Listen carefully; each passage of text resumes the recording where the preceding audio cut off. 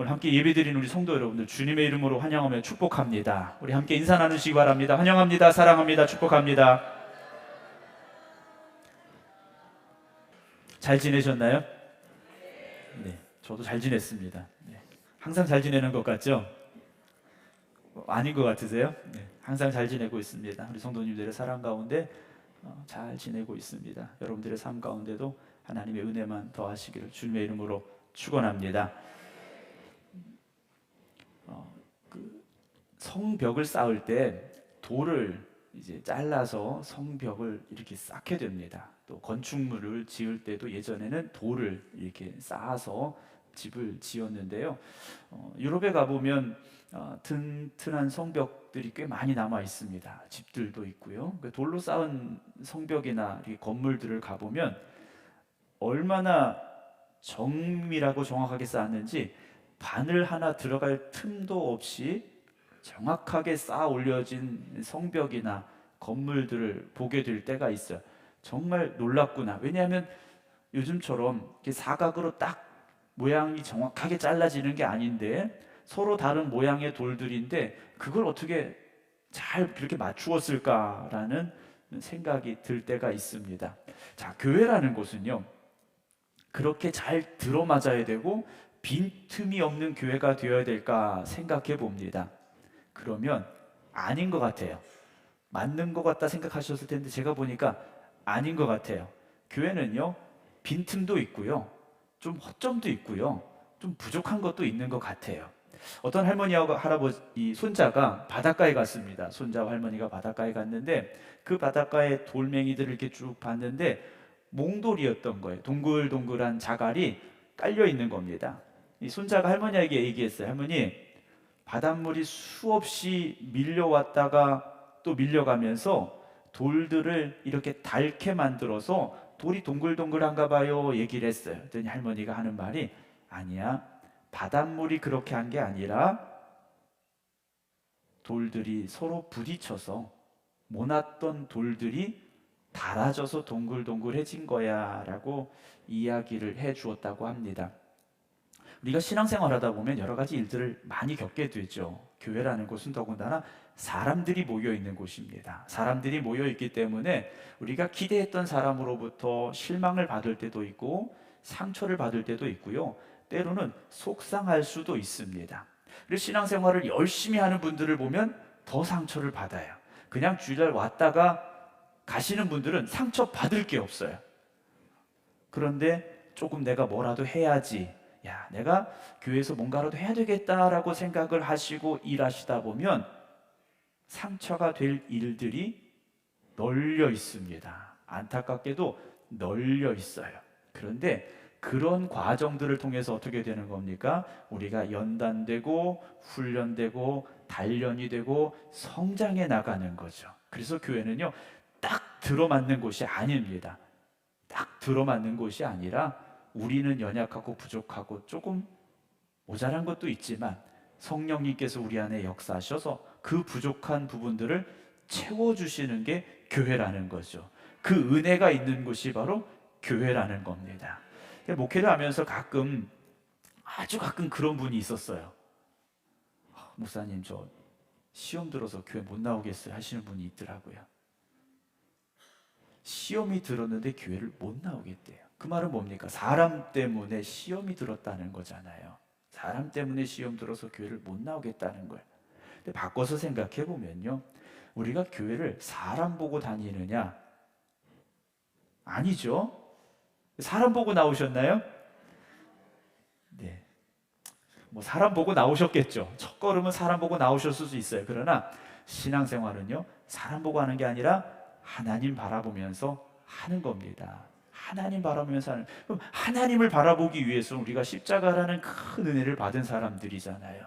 그 구원의 은혜를 고백한 사람들이지 않습니까? 그 십자가의 은혜가 얼마나 소중한지 아는 사람은, 목사님, 저 시험 들어서 교회 안 나갈래요, 이런 말씀을 하실 수는 없어요. 그렇지 않습니까? 더 소중하기 때문에, 그 십자가의 은혜가, 내가 예배드린 이 자리가 더 소중하니까 그런 말을 할 수가 없어요. 그런데 구원의 은혜가 소중하지 않으니까 그런 말을 하더라는 거죠. 물론 우리 교회 지금 뭐 문제가 있어서 이런 말씀 드리는 거 절대 아닙니다. 아무런 문제가 없어요. 아무런 문제가 없는데 제가 왜 이런 말씀을 드리느냐? 신앙생활은요, 딱 들어맞게 할 수는 없습니다. 조금은 빈틈도 있고요, 연약할 수도 있어요. 여기 여러분 완벽하신 분들 제가 보니까 계시긴 하네요. 그런데 다 완벽할 수는 없어요. 내 기준으로 보지 마시고요, 하나님의 은혜의 눈으로, 사랑의 눈으로 보시기 바랍니다. 왜냐하면 지금의 모습이 전부가 아니거든요. 그렇지 않습니까? 여러분 저를 보실 때, 여러분들은 저를 보신 지 이제 1년 하고 뭐 4달밖에 안 됐잖아요. 근데 저의 삶은 갓난아기 때부터 계속 된 거예요. 그렇지 않습니까? 저희 어머니 아버지가 저를 낳고 전 먹이시고 기저귀 갈아주고 그래서 지금까지 온 거예요. 근데 지금 저희 아버지 어머니가 저를 만나면 꼭 목사님 이렇게 불러주세요. 제가 얼마나 부끄러운지 몰라요. 왜냐, 그분들은 다 알거든요. 저를 다 아세요. 똥 싸서 기저귀 갈아줬까지 다 아세요. 근데 여러분 모르시잖아요. 굳이 상상하지는 마시고요. 다 아시잖아요. 시간이 지나면 지금 부족했던 사람도 성장해 나아갈 것이고요, 더 아름다운 신앙인이 될 것이기 때문이라는 것을 여러분들이 믿으시기 바랍니다.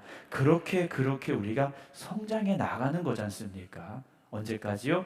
하나님 앞에 가는 그날까지 성장해 가는 거예요. 여러분 혹시나 목사님 마음에 안 들어서 교회 못 가겠어요, 이런 생각 드시걸라 내가 아직 믿음이 약하구나 생각하시고 하나님 앞에 기쁨으로 나올 수 있는 여러분 되시길 주님의 이름으로 축원합니다. 우리 옆에 분들하고 다시 한번 인사 나누시죠. 사랑합니다 인사하시기 바랍니다.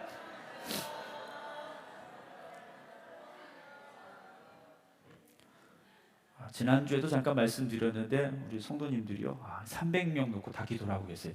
제가 아주 그냥 걱정이 태산입니다.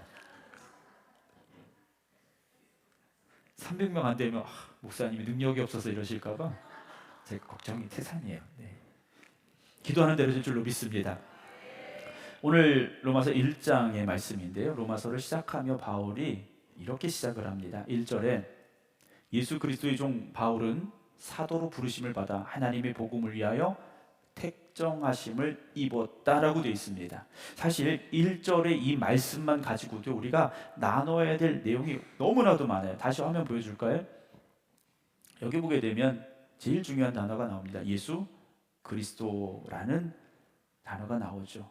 신앙에 있어서 예수님께서 우리의 그리스도가 되심을 고백할 수 있어야 됩니다. 우리의 메시아가 되시고 왕이 되심을 고백할 수 있어야 되고, 우리는 누굽니까? 종이에요.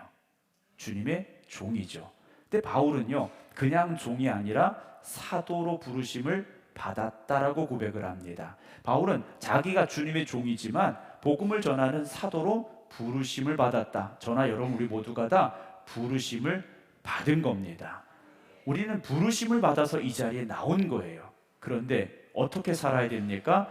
하나님의 복음을 위하여 살아야 됩니다. 여러분 우리는요, 다른 거 없습니다. 십자가의 복음을 위해서 살아야 되는데 우리가 하겠습니다 이게 아니에요. 우리를 택정해 주셨다라는 거죠. 여러분, 하나님이 여러분들을 택하셨기 때문에 여기 나오신 겁니다. 아멘. 저도 하나님이 택하여 불러주셨기 때문에 여기 있는 거예요. 우리는 내 자신에 대해서 이렇게 소개할 수 있어야 됩니다. 나는 어떤 사람인지 우리는 고백할 수 있어야 돼요. 자, 그런데 바울이 이렇게 자신 있게 당당하게 자신에 대해서 이야기를 합니다. 그러나 우리는 바울의 과거의 모습을 알고 있습니다. 우리는 바울의 과거의 모습을 알고 있어요. 바울이 당당하게 나는 예수 그리스도의 종이고 사도로 부르심을 받았고 하나님의 복음을 위하여 택정하심을 입었습니다 라고 말하는데, 우리는 뒤에서 수군거릴 수 있어요. 뭐라고요? 야, 스데반 죽일 때 네가 증인이었잖아. 스데반을 죽일 때 네가 돌 던지는 사람들의 옷을 맡아놓고 있었잖아. 생각할 수 있다라는 거죠. 그런데요, 그랬던 사울이 예수님 만나고 복음의 사람이 되고 변화되니까요, 자신을 죄인 중에 괴수라고 고백하는 사람이 됐다라는 겁니다. 아까 말씀을 드렸죠. 우리는 다 바울의 옛 모습 같을 수 있어요. 사울 같을 수 있습니다. 그런데 복음으로 인하여 변화되고 성장하고, 그래서 하나님 앞에 바울 같은 사람들이 되어져야 된다라는 사실이죠. 아직까지 다 바울일 수는 없습니다. 여러분들이 다 바울일 수는 없어요. 저도 그렇고요. 여러분들도 그렇고 다 바울일 수는 없습니다. 아직 사울일 수도 있어요. 어떤 분이 전에 그런 말씀하시다. 목사님, 저도 교회는 가고 싶은데 담배를 못 끊어서요. 목사님, 저도 교회는 가야 되겠는데 술을 마셔서요. 여러분, 술 마시고 담배 핀다고 교회 못 들어옵니까? 술 마시고 담배 핀다고 교회 못 갑니까? 그렇지 않아요. 여러분, 목사님, 그럼 술 마시고 담배 펴도 천국 갑니까? 천국 가는 건 하나님이 정하시는 겁니다. 네. 제가 뭐 갑니다 못 갑니다 말씀드리진 않아요. 그런데 사도행전을 시작하면서 오순절 성령 강림의 역사가 있었던 초대교회 성도들을 보고 세상 사람들이 뭐라고 말했습니까? 저들이 뭐에 취했다고요? 새술에 취했다 그랬습니다. 여러분, 우리가 새술에 취하면, 성령에 충만하면 과거에 내가 즐기고 누렸던 것들이요 다 보잘것없어지는 겁니다. 하나님께서 끊게 하시면 끊어질 때가 있는 거고요. 그래도 못 끊으면 그래도 하나님께서 붙잡아 이끄셔서 천국으로 인도하실 줄로 믿으시기 바랍니다. 주변에 혹시 담배 펴서 못 간다, 술 마셔서 못 간다, 여러분 데리고 오세요. 네, 데리고 오시기 바랍니다. 뭐 이 자리에 나와서 우리가 뭐 담배 피니까 천국 못 갑니다, 술 마셔서 천국 못 갑니다, 그렇지 않아요. 다 과거가 있는 것이고요. 그러나 변화되고 새로워져서 하나님의 일꾼들이 되어지는 것이 아니겠습니까? 7절 봅니다. 로마에서 하나님의 사랑하심을 받고 성도로 부르심을 받은 모든 자에게, 바울이요 로마에 있는 성도들에게 편지를 보냈는데 뭐라고 말합니까? 하나님의 사랑하심을 받고 성도로 부르심을 받았다라고 말해요. 그들이 어떤 테스트를 거친 게 아닙니다. 어떤 시험을 받은 게 아니에요. 어떤 교육을 받고 교회 나온 게 아닙니다. 하나님께서 그들을 사랑하셔서 불러주셨다라는 거죠. 오늘 저와 여러분들이 그 사랑하심과 부르심 때문에 이 자리에 있는 겁니다. 6절 보면요, 너희도 그들 중에서 예수 그리스도의 것으로 부르심을 받은 자다 그랬어요. 로마에 있는 성도들을 향하여 바울이 말하는 게 뭡니까? 너희도 이방인 중에 있었지만 예수 그리스도의 것으로 부르심을 받은 자라, 그들을 향하여 말하고 있습니다. 자, 여러분, 우리는 누구 겁니까? 네, 아직 드리지 못하셨나 봐요. 네. 우리는 누구 겁니까? 예수님 겁니다. 우리는 예수님 거예요. 아멘. 확신을 가지시고 고백하시기 바랍니다. 우리는 예수님 거예요. 바울이 로마의 성도들을 향하여 그렇게 말하고 있습니다. 8절에 보면요, 먼저 내가 예수 그리스도로 말미암아 너희 모든 사람에 관하여 내 하나님께 감사함은 너희 믿음이 온 세상에 전파됐다 그랬어요. 그러니까 로마 교회 성도들이 얼마나 믿음이 좋았는지 그 믿음이 세상에 전파됐다라는 거예요. 얼마나 감사합니까? 그런데 이상한 건 그렇게 세상에 믿음이 전파되는 로마의 교인들에게 바울이 지금 뭐 하고 있습니까? 편지를 써서 보내고 있어요. 우리는 편지라고 말하지만 그들을 향한 바울의 복음의 고백이고 간증이고 설교입니다. 아니, 예수님께서 그들을 사랑하셔서 부르셨고 그들의 믿음이 아름다워서 세상에 전파됐는데 그들에게 다시 바울이요 복음에 대한 편지를 써내려가고 있다는 거죠. 여러분, 복음은 예수 안 믿는 사람에게 필요한 것이 아니라 오늘 우리에게도 필요하다라는 것을요 고백하시기 바랍니다. 그래서 오늘도 우리가 성경을 읽어야 되고 말씀을 들어야 되는 겁니다. 우리가 구원받을 때는요 복음에 대해서 사실 알고 구원받진 않습니다. 그러나 예수 믿고 구원받은 우리는요 복음에 대해서 깊이 알아가야 되고 그 복음이 무엇인지를 확실히 고백하고 증거할 수 있어야 된다는 것이죠. 사랑하는 성도 여러분, 오늘 저나 여러분들에게 그 구원의 확신이 있고 복음의 고백이 있기를 주님의 이름으로 축원합니다. 그래서 로마서 15장에 바울이 이렇게 말해요. 내 형제들아, 너희가 스스로 선함이 가득하고 모든 지식이 차서 능히 서로 권하는 자임을 나도 확신한다. 그러나 내가 너희를 어떻게 하려고요? 다시 생각나게 하려고. 하나님께서 내게 주신 은혜로 말미암아 더욱 담대히 대략 간단하게 편지를 쓴 게 로마서라는 겁니다. 자, 여러분, 바울이요 복음에 대해서 이 로마의 성도들이 다시 기억하게 하려고, 다시 생각나게 하려고 간단히 써서 보낸 게 로마서예요. 자, 그런데요, 여러분, 로마서에 관한 책들을 찾아보면 엄청납니다. 엄청나요.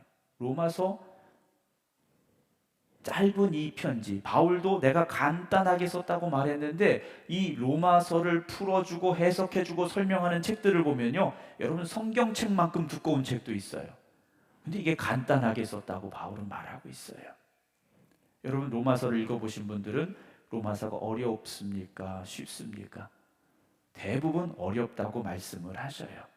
대부분 어렵다고 말씀하십니다. 근데 어려운 이유는 딱 두 가지입니다. 첫 번째, 성경을 읽는데 성령님께서 아직 우리를 깨닫지 못하게 하셨기 때문에 로마서가 또는 다른 성경책이 어려운 거예요. 여러분, 성경을 읽으실 때 지식으로 이해하려고 하시면 어렵습니다. 성령님께 기도하시기 바랍니다. 하나님, 내가 성경을 읽어야 되는데 잘 모르겠어요. 성경이 보여지게 해주세요. 기도하시기 바랍니다. 또 한 가지 이유는 뭐냐? 좋은 말씀의 선생님을 만나지 못해서예요. 좋은 말씀의 선생님을 만나면 어려운 말씀이 아니라 쉬운 말씀이 됩니다. 아이들에게 선생님이 똑같이 가르치는 것 같지만 어떤 선생님은요, 어려운 걸 쉽게 가르치는 선생님이 있어요. 그런데 어떤 선생님은요, 쉬운 걸 어렵게 가르치는 선생님이 있습니다. 아이들 입장에서는 어려운 걸 쉽게 가르쳐주는 선생님이 얼마나 좋겠어요. 그런데 쉬운 걸 너무 어렵게 가르치는 선생님이 있습니다. 저는 늘 기도합니다. 어려운 말씀을 쉽게 가르칠 수 있는 설교자가 되기를 기도하고 있습니다. 여러분, 기도해 주세요. 기도해 주셔야 됩니다. 안 그러면 저는 쉬운 걸 어렵게 말하는 목사가 될 수밖에 없어요. 그러면 여러분 얼마나 졸리시겠어요. 네. 어려운 걸 쉽게 가르칠 수 있는 목사가 될 수 있도록 기도해 주시기를 부탁을 드립니다. 사도행전 9장에 바울이 다메섹으로 예수 믿는 사람들을 잡으러 가면서요, 이렇게 표현하고 있습니다. 주의 제자들에 대한 여전히 위협과 살기가 등등했다 그래요. 바울이요, 사울이었을 때 이랬습니다. 근데 사울의 입장에서 옛날 그 바울의 과거의 모습에서는요, 예수 믿는 사람들을 잡아서 바른 길로 인도하는 게 자기 사명이라고 생각했어요. 그래서 그 먼 다메섹까지 자기가 가겠다고 자청을 했다라는 겁니다. 15장에 봅니다. 바울은 밤빌리아에서 자기를 떠나 함께 일하러 가지 않냐는 자를 데리고 가는 것이 옳지 않다 하여 심히 다투었어요. 바울은요, 의견이 맞지 않는 상황 속에서 바나바와 다투었습니다. 왜냐? 마가를 데리고 가느냐 마느냐, 두 번째 전도 여행에 마가를 데리고 가느냐, 이것 때문에 심히 다투었어요. 바울은요, 자기가 옳다고 생각하는 건 끝까지 밀어붙이는 그런 고집도 있던 사람이라는 겁니다. 얼마나 고집됐는지요? 바나바와 싸우고 마가를 데리고 가지 않고 나 혼자 가겠다 하고 길을 나섰던 사람이에요. 사도행전 20장에 봅니다. 보라, 이제 나는 성령에 매여 라고 고백을 해요. 바울이요, 이제는 성령에 매여 라고 말합니다. 사랑하는 성도 여러분, 다 자기의 주장이 있고 고집이 있고 생각이 있죠. 그런데 이제는 성령에 매여서 살아가시기 바랍니다. 성령에 매여서 살아가야 돼요. 교회는요, 그래서 성령님께서 이끄시는 길로 가야 됩니다. 우리가 내 생각대로 내 고집대로 살아가려 하면 안 됩니다. 성령께 매여서 성령이 인도하시는 대로 살아가야 되는데, 오늘 10절을 다시 봅니다. 어떻게 하든지 이제 하나님의 뜻 안에서 너희에게로 나아갈 좋은 길 얻기를 바울이 기도하고 있다라고 말해요. 바울은요, 로마에 가는 게 소원입니다. 로마에 가는 게 소원. 왜냐? 관광하러 가는 거 아닙니다.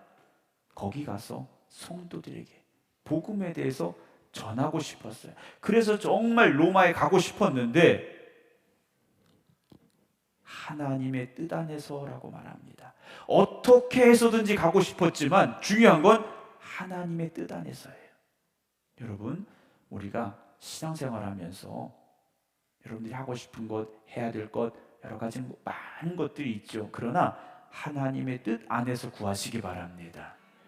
내 뜻이 아니라 하나님의 뜻 안에서 구해야 되는데 너희에게로 나아갈 좋은 길 얻기를 구한다 그랬어요. 여기서 좋은 길은요, 편안하게 가는 길, 이게 아닙니다. 쉽게 가는 길, 그게 아니에요. 하나님이 이끄시는 길이 좋은 길인 겁니다. 여러분들의 인생이 좋은 길 되길 원하십니까? 그 좋은 길은요, 편안한 길이 아니고요, 안락한 길이 아니고요, 내가 원하는 대로 가는 길이 아니라 하나님이 이끄시는 길이 가장 좋은 길임을 고백하시기 바랍니다.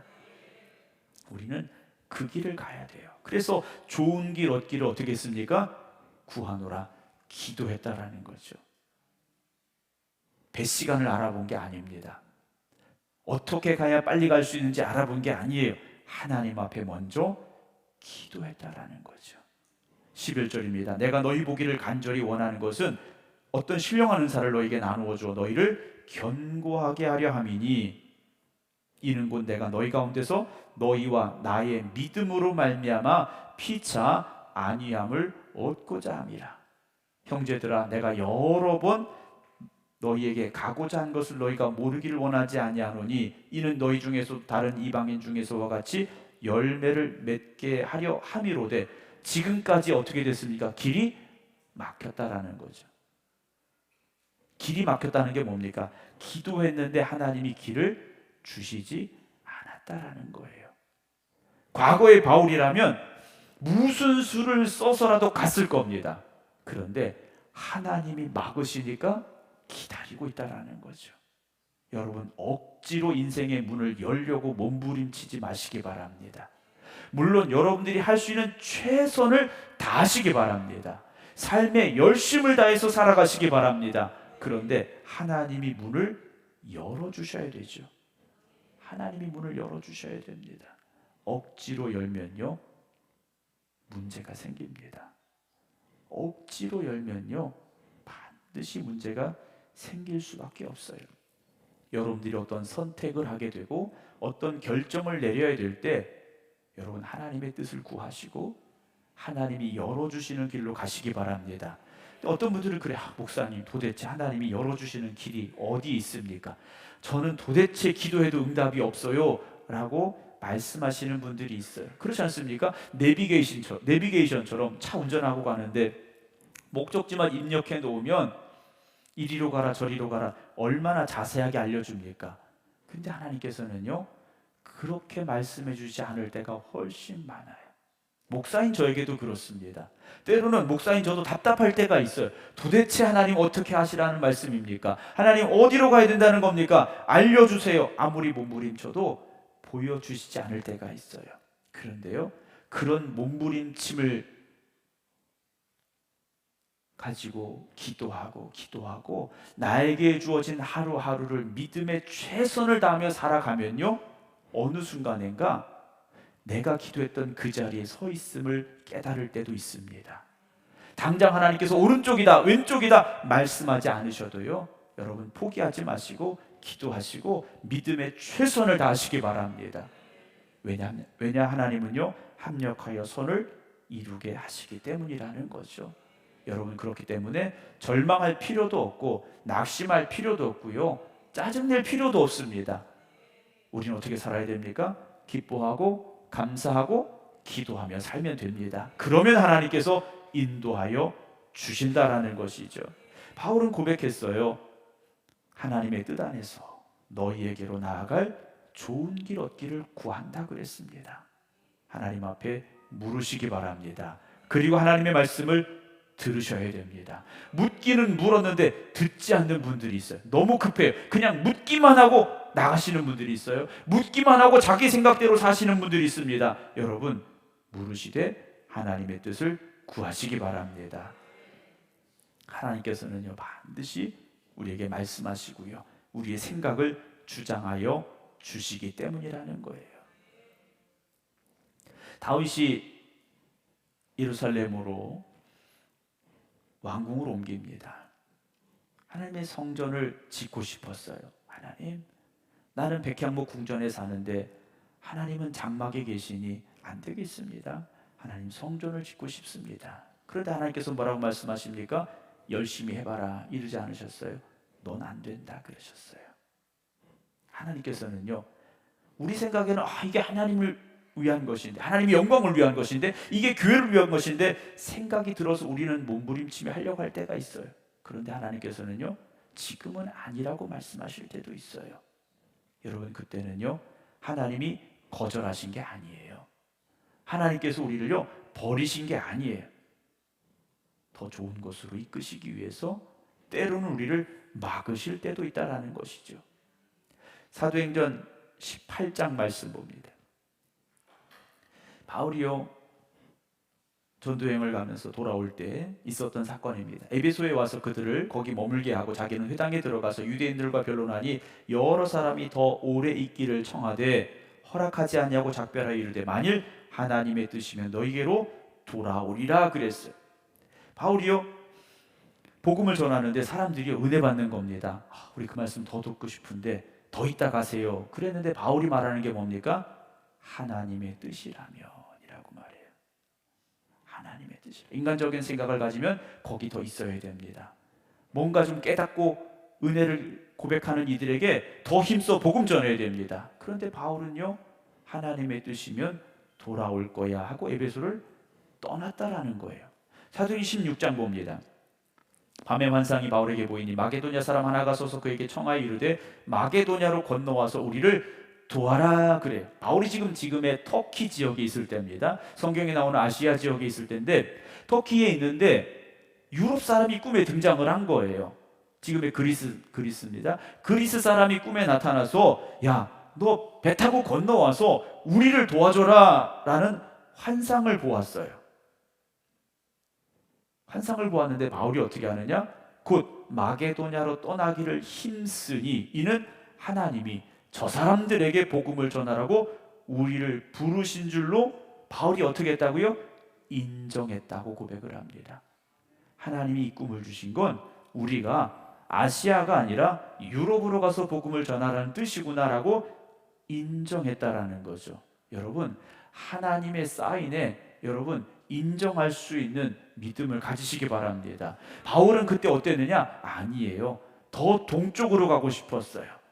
아시아에서 복음 전하고 싶었어요. 왜냐? 거기서 선교가 잘 됐거든요. 선교가 잘 되고 교회가 세워지고 야, 바울은 열심히 복음 전하러 동쪽으로 오고 싶었어요. 그런데 하나님이 보여주신 뜻은 뭡니까? 동쪽은 그만 이제 서쪽이다 말씀하신 거예요. 아시아는 그만 유럽이다 말씀하신 거예요. 그때 바울이 어떻게 했습니까? 인정했어요. 왜 그랬을까요? 영적인 분별력이 있었기 때문이라는 것이죠. 빌립보서 2장 13절 봅니다. 너희 안에서 행하시는 이는 누구십니까? 하나님이셔야 돼요. 여러분, 우리 안에서 행하시는 분이 하나님이 되셔야 됩니다. 우리 안에서, 내 안에서 행하는 게 내 고집이 되고 내 의지가 되어서는 안 됩니다. 내 안에 역사하시는 이는 하나님이셔야 됩니다. 왜냐하면 자기의 기쁘신 뜻을 위하여 너희에게 소원을 두고 행하게 하시는 하나님이시기 때문이라는 거죠. 여러분, 우리의 신앙의 삶이 내 안에서 행하시는 하나님이 이끄시는 길로 나아가시기 바랍니다. 사도행전 16장의 말씀입니다. 한밤중에 바울과 실라가 기도하고, 아까 말씀드렸죠. 마게도냐로 건너와라 그랬어요. 그래서 바울이요, 배 타고 유럽으로 갔습니다. 배 타고 유럽으로 가서요, 네아폴리라는 도시에 도착을 해서 항구 도시에 도착해서 내륙으로 들어갔는데 그 첫 번째 도시가 어디였냐? 빌립보라는 곳입니다. 빌립보에 가서 복음 열심히 전하다가 매 맞고 감옥에 갇혔어요. 우리 같으면 하나님, 이게 하나님 뜻입니까? 하나님은 가라고 하셔서 왔는데 매를 맞았어요? 감옥에 갇혔어요? 하나님, 이건 아니지 않습니까? 할 수 있어요. 그런데 그 감옥에서 바울이, 실라가 뭐 했습니까? 기도하고 찬송했어요. 여러분, 이게 하나님의 뜻에 지배를 받고 그리고 하나님의 뜻을 인정하는 사람들의 모습이라는 거죠. 항상 기뻐하고 범사에 감사할 수 있어야 됩니다. 그게 하나님의 뜻대로 살아가는 사람이에요. 그런데 우리는 어떻습니까? 목사인 저도 불평을 하네요. 목사인 저도 불평을 하더라는 거예요. 이게 하나님 뜻이라면, 하나님 뜻이라면 뭔가 하나님 길을 열어주셔야 되고, 문제가 풀려야 되고, 일이 잘 돼야 되는데, 하나님, 이게 하나님 뜻이 맞습니까? 라는 생각이 들 때가 있어요. 여러분, 그때 고민하지 마시기 바랍니다. 주저하지 마시기 바랍니다. 더 기도하시고, 그리고 하나님이 주시는 길로 한 걸음 더 나아가시기를 주님의 이름으로 축원합니다. 저는 우리 생극교회 모든 성도 여러분들이 하나님의 뜻 안에서 살아가기를 주님의 이름으로 축원합니다. 왜냐, 제가 하나님 뜻 안에서 살지 못했을 때가 있었기 때문에 말씀을 드리는 거예요. 저도 고집 센 사람이었고요, 자기 주장 강한 사람입니다. 그런데요, 그렇게 살아보니까요, 하나님께서 그건 아니다고 말씀하실 때가 있더라고요. 그래서 깨달았어요. 너 고집 센 거 내가 안다, 하나님 말씀하시더라고요. 그런데 고집 부리면 안 된다고 하시더라고요. 네 마음대로 살아서는 안 된다고 하시더라고요. 여러분, 하나님은 지금도 우리에게 말씀하십니다. 내 뜻대로 살아야 된다 말씀하고 계셔요. 그래서 우리 생극교회가, 저나 여러분 우리 모두가 다 하나님 뜻 안에 거하고 하나님 뜻대로 살아가고, 그래서 하나님의 영광만 높여드릴 수 있는 교회 되기를 주님의 이름으로 축원합니다. 세상에 참 많은 교회들이 있습니다. 제가 지난주에도 유튜브 이렇게 검색을 쭉 하다 보니까요, 설교 올리시는 목사님들 교회가 엄청 많더라고요. 저희는 유튜브 구독자 수가 47명이었는데 한 명이 빠졌어요. 46명입니다. 숫자가 중요하지 않아요. 왜냐하면 다른 교회 성도들 들으라고 사실 유튜브에 올리는 건 아닙니다. 왜냐하면 우리 밴드에 이미 라이브가 다 올라가고 있고, 교회 다음 카페에도 설교가 다 올라가고 있어요.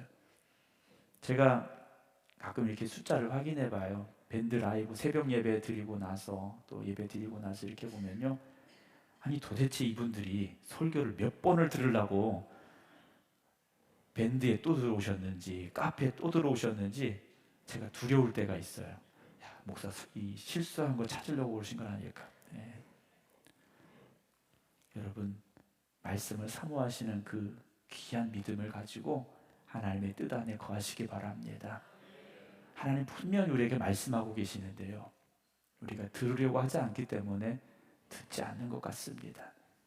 여러분, 믿음의 귀를 여시고 하나님 말씀 들으세요. 그리고 하나님 뜻 안에 거하시기 바랍니다. 그래서 우리가 선하신 하나님의 뜻을 우리가 깨닫고, 그 선하신 뜻을 우리 교회를 통하여서, 그리고 우리 삶을 통하여서 이루어감으로 인하여서 우리 교회가 300명 모이는 교회가 아니라 하나님이 기뻐하시는 교회 되기를, 영혼을 살리는 교회가 되기를, 이 지역을 변화시키는 교회가 되기를 주님의 이름으로 축원합니다. 기도하겠습니다.